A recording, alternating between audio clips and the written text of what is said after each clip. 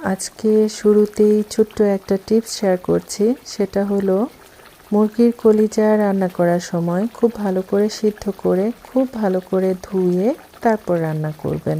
এটা স্বাস্থ্যসম্মত। ঝাল ঝাল মুরগির মাংস দেখেন কিভাবে আমি কষাই নিয়েছি। অনেকটা সময় ধরে উল্টে পুল্টে কষাই নিয়েছি। কষাতে কষাতে আলু আর চিকেন একদম লাল টুকটুকে হয়ে গেছে। প্রিয় ভাই বোন বন্ধুরা সবাইকে আসসালামু আলাইকুম এবং আদাব। সবাই কেমন আছেন? আশা করছি অনেক অনেক ভালো আছেন। আপনাদের দোয়া আর ভালোবাসায় আল্লাহর অশেষ রহমতে শুকর আলহামদুলিল্লাহ আমি ভালো আছি। সকালবেলা ঘুম থেকে উঠে ভিডিও করাটা আমার কাছে অনেক বেশি কষ্টের মনে হয়, তবে নাস্তা বানিয়েছি, মিষ্টি কুমড়োর ভাজি রান্না করেছি, সাদা রুটি করেছি, চা করেছি। খাওয়া দাওয়া শেষ করে চলে আসলাম দুপুরের রান্নার আয়োজন করতে। আরেকটা কথা, আজকে শুক্রবার, সবাইকে জুম্মা মোবারক। আর প্রিয় ভাই বোন বন্ধুরা যারা আমাকে দেখছেন বা শুনছেন, সবার কাছে বিনীত অনুরোধ থাকবে অবশ্যই লাইক করবেন। কেউ যদি আমাকে বন্ধু করে থাকেন তাহলে কি করতে হবে? অবশ্যই কমিউনিটিতে লেটার রাখতে হবে। আর কেউ যদি আজকে আমাকে প্রথম দেখে থাকেন অবশ্যই আমার চ্যানেলটা সাবস্ক্রাইব করে আমাকে এগিয়ে যেতে সাহায্য করতে হবে।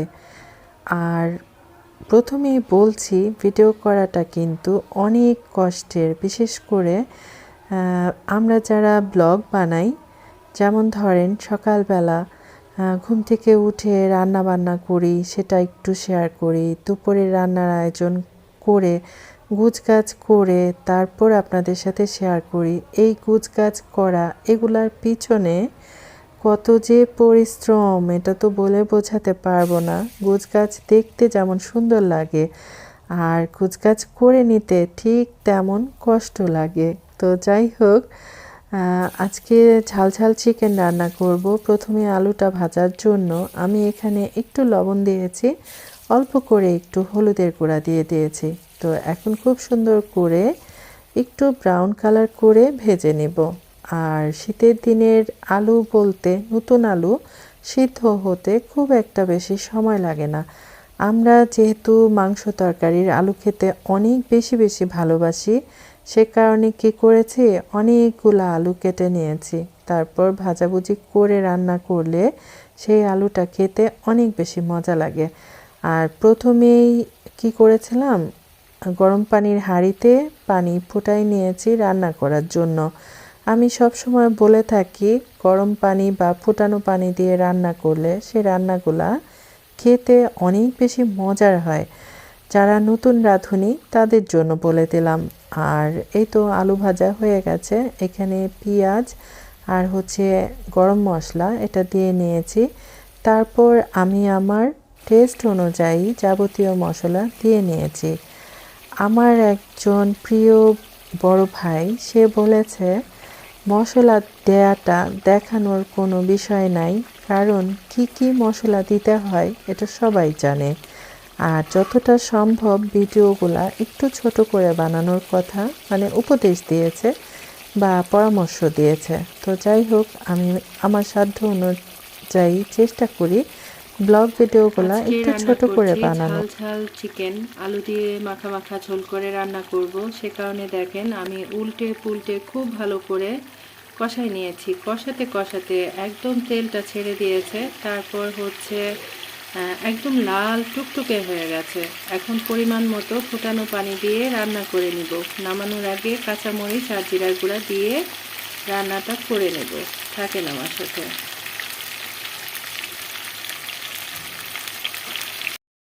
সকাল থেকে রাত পর্যন্ত অনেক কাজ থাকে। সকালবেলা ঘুম থেকে উঠে নাস্তা বানানো, তারপর দুপুরে রান্নার আয়োজন করা, তার ফাঁকে ফাঁকে থালাবাটি ধোয়া, কাপড় কাচা, ঘর ঝাড়ু দেয়া, ঘর মোছা, তারপর আরও অন্যান্য অনেক কাজকর্ম থাকে। তো যাই হোক, মুরগি রান্নাটা হয়ে গেছে। তারপর পরিমাণ মতো তেল দিয়েছি, গরম মশলা দিয়েছি, তারপর যাবতীয় মশলা আমার টেস্ট অনুযায়ী দিয়ে খুব ভালো করে কষাই নিয়েছি। চাল ডাল ঢেলে দিয়েছি, তারপর চাল ডাল খুব ভালো করে কষায় নিয়েছি। তারপর পরিমাণ মতো ফোটানো পানি রান্না করার জন্য দিয়েছি। দেখে মনে হচ্ছে আমি মাংস তরকারি রান্না করছি, তাই না? একদম লাল টুকটুকে হয়ে গেছে। তবে ফাইনাল লুকটা কিন্তু এত বেশি লাল টকটকে আসে নাই। দেখতে খিচুড়ির কালারটা ঠিক যেমন হয় তেমনই এসেছে। এই যে দেখেন, শীতের দিনে ধোয়া ওঠানো খিচুড়ি, ঝাল ঝাল মুরগির মাংস, সাথে অবশ্য আজকে শসা ছিল না, টমেটোর সালাদ, লেবু, বোম্বাই মরিচ এগুলা ছিল। আর এ ধরনের খাবার হলে খেতে কিন্তু খুব ভালো লাগে। বিশেষ করে শীতের দিনে রিচ খাবার খেতে অনেক মজা লাগে। আর ভর্তা ভাত খেতেও মজা লাগে। তবে তরকারি, মাছ তরকারি দিয়ে ভাত খেতে আমার খুব একটা ভালো লাগে না। আজকে শুক্রবার হলেও রান্নায় একদম তাড়াহুড়া ছিল না। তার কারণ হচ্ছে আজকে আপনাদের ভাইয়া বাসায় নাই। গত 4 দিন আগে আপনাদের ভাইয়ার ভাগিনা, আর যদিও আমি মামা বলে ডাকি, তো মামা মারা গেছেন, সেটা শেয়ার করেছিলাম।